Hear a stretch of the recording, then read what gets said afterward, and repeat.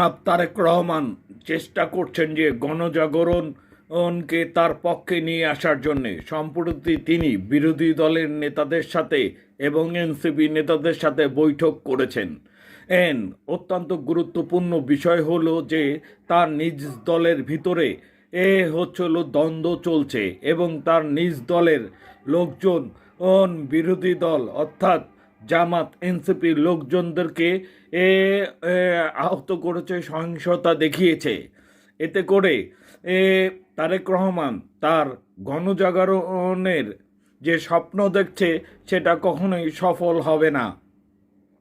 তার উচিত হবে যেসব জায়গায় অঘটন ঘটিয়েছে তার লোকেরা, তার দলের লোকেরা, সেসব জায়গাতে তার সবার প্রথম ভিজিট করা দরকার এবং তাদেরকে আশ্বস্ত করা দরকার। তাহলে যদি এই গণজাগরণ ঘটাতে পারে।